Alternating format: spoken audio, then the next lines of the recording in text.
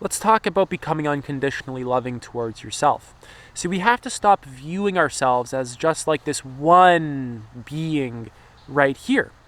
In actuality, the human psyche is made up of a lot of different parts, and you see this in your own life. A part of you, when it opens the fridge, wants some chocolate cake. The other part of you wants to eat healthy and it wants the cucumbers or the salad or whatever it is. A part of you wants to go out at night. A part of you is perfectly fine staying home. A part of you is attracted to this opportunity or situation. Another part of you is afraid of it and it holds back. So there's all these different parts to us. We're not just this like one sort of mind going on. Just like in any other system in the world, there's all these sorts of parts. Even to our biology, there's immune system cells and neurons and skin cells and all these complex parts that work together to create a whole.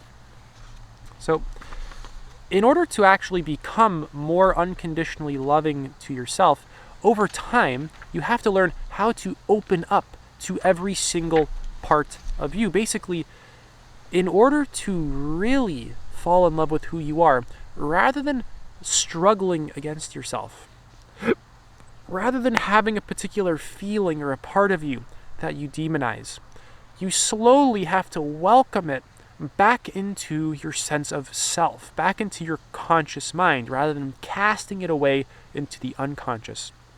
Typically growing up, when we have something that's overwhelming or something that people of authority, parents, teachers, for example, say, that's not right, right? When we have a part of us that falls into those categories of not right or overwhelming, right? We cast it away into the shadow because we can't handle it and we need the approval of other people.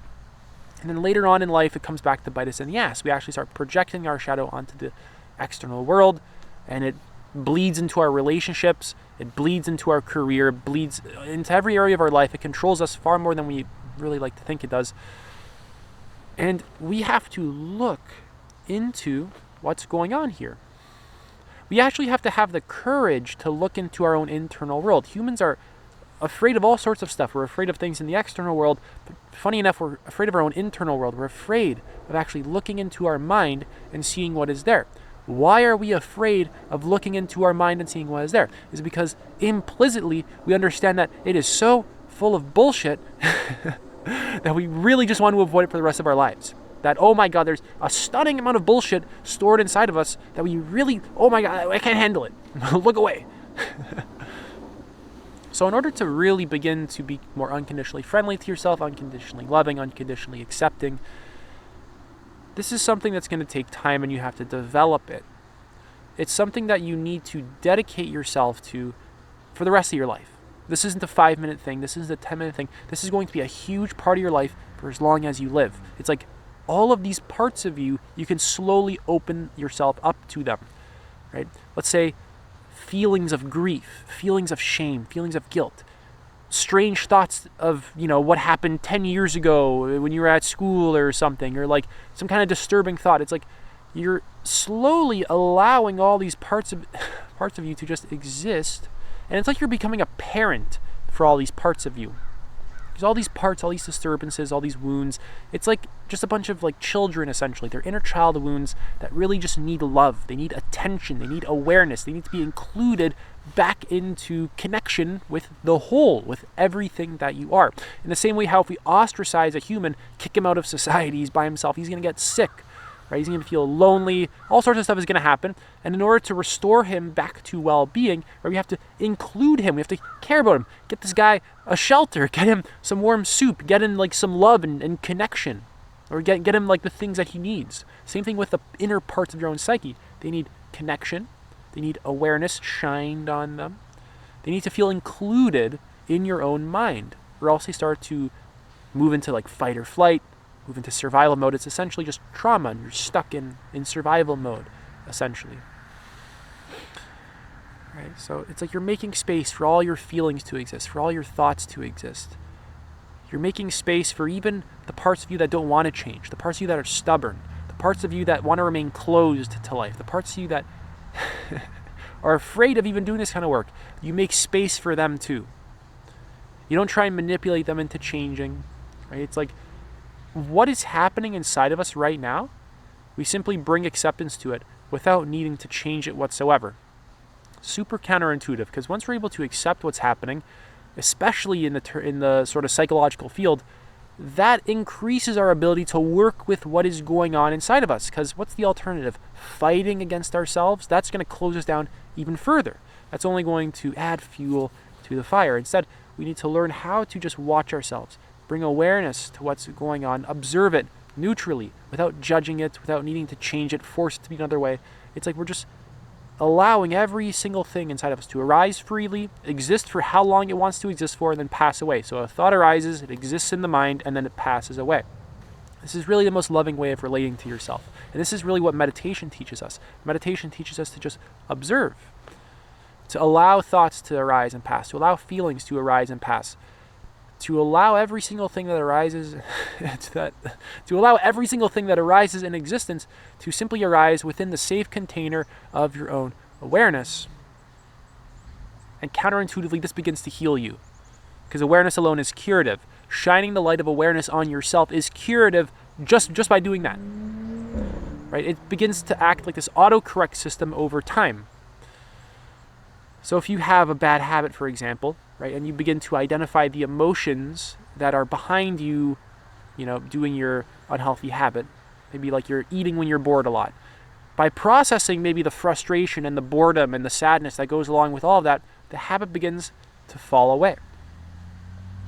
Right? By learning to inquire into your own internal world and accepting it as you do so, this is really the most loving way that you can relate to yourself. You're willing to give yourself the attention that you actually deserve. You're willing to actually sit with yourself and start doing some of this psychological work that is can be quite challenging at times. It really does require courage. It is a very scary thing to do, because we like to believe ourselves to be, this particular self-concept, and then when something in our internal world contradicts that, that's like scary, right? We like to think of ourselves as like this good person and whatever our self-concept is, and then when something contradicts that in our own internal world, we cast that away. We turn a blind eye to it unconsciously, right? So it's like, regardless of what's arising, we just want it to arise and exist, and learn to over time meet it with an open heart. There's no better way to do this than through meditation, and also through learning a lot of psychology and psychotherapy. I got my free book list. Check it out, full of resources, right? You just get the free book list. You go to look at a book that you want. You buy it on Amazon. It's yours. You read the book. It'll actually help you, right? So it's like, if you have a disturbing thought, right, instead of just reacting to it, right, because this is typically what happens with humans. It's typically what we're doing. Something arises and we just react to it. And then, like, if it's disturbing, we don't like it, we want it to go away. And if we like it, we want to cling on to it and grasp onto it. Instead of that, it's like, regardless of what's happening, whether it's a pleasurable feeling, it arises, and then when it wants to pass away, it passes away. When it's a disturbing thought or a disturbing feeling, it arises, and then we're able to just feel into it. We feel into it. We begin to include it back into our sense of who we are. Right? And then over time, as you develop this skill, you can open up your heart to your own pain. You can begin to actually care about all these parts of you, because at first it's hard. You basically hate all these parts of you. That's why you cast them away in the first place. And then it's like you slowly begin to integrate them and then actually care about them. You actually want them to be in your sense of self. So I want to make a little bit of a nuanced distinction here. So we have the part of you, let's say a wounded part of you that has a bunch of disturbing feelings and disturbing thoughts. So the part of you is not the disturbing feelings and thoughts. The part of you is holding on to those disturbing feelings and thoughts because they were never processed, so they had to be repressed. And once you're able to process the disturbing feelings and thoughts by letting them arise fully, feeling into them, learning to not react to them, and then over time learning to open up your heart to them, that part of you returns to its natural open state, and those disturbing thoughts and feelings related to that, they don't mess with you as much. They pass away. You process it. And then when things happen, right, that would have triggered you in that spot, it just doesn't trigger you anymore. You become more resilient. Right? That trigger, it stops controlling you, essentially. Right, that's all I got for this video. If you're interested in working with me, you can apply to do so. I do one-to-one coaching. Link is in the pinned comment. Take it easy.